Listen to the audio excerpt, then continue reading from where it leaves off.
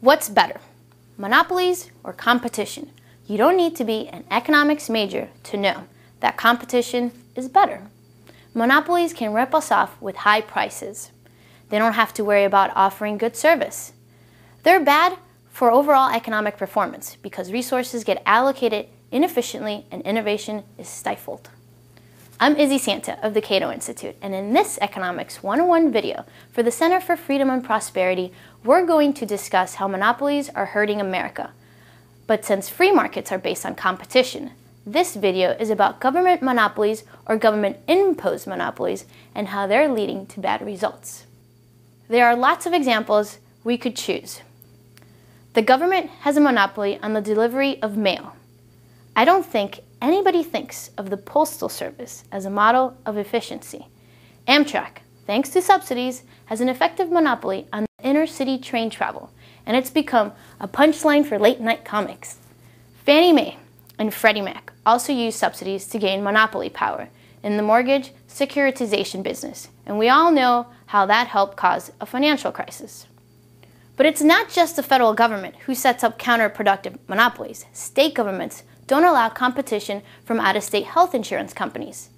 Many local governments only allow one cable TV provider, leading to considerable unhappiness about quality and price. In my home state of Virginia, the government even has a monopoly on the sale of liquor, and the resulting high price and shoddy service led many people, at least in Northern Virginia, to buy their booze in Washington, D.C. The most tragic example of a government monopoly, though, is in education. State and local governments operate education systems that generally do a very poor job of educating students, particularly kids from low-income areas, such as inner cities. Private schools do a much better job, by contrast, producing students with a better education, with better test scores, and a much more likelihood of attending college. What's the difference? The answer is simple. Private schools must compete for students. If they don't do a good job, they go out of business. If government schools do a bad job, that becomes an excuse for bigger budgets. Unfortunately, many families can't afford private school, in large part because the government imposes very onerous taxes to finance a government school system that often does a rotten job. To add insult to injury, as the chart shows, government schools actually cost more money. So parents pay more to get worse results. But that shouldn't be a surprise. That's exactly what economics textbooks tell us we should expect when there's a monopoly. Some parents choose homeschooling to solve this quandary. Homeschool kids also do a far better job than kids from government schools, and the monetary cost is significantly less than private school tuition. That's the good news. The bad news, though, is that the indirect costs tend to be high. At least one parent takes on the role of teacher and sacrifices other options, including a paying job. Good education, though, should not be limited to the rich and families that can homeschool. This is why school choice is a solution. There are all sorts of ideas for how this can work, ranging from vouchers to tax credits.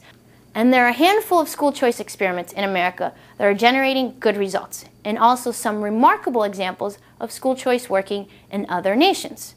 For those of you who want to review the evidence, there are some good readings listed at the end of this video.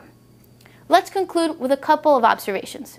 Politicians are more likely than the general public to send their kids to private school.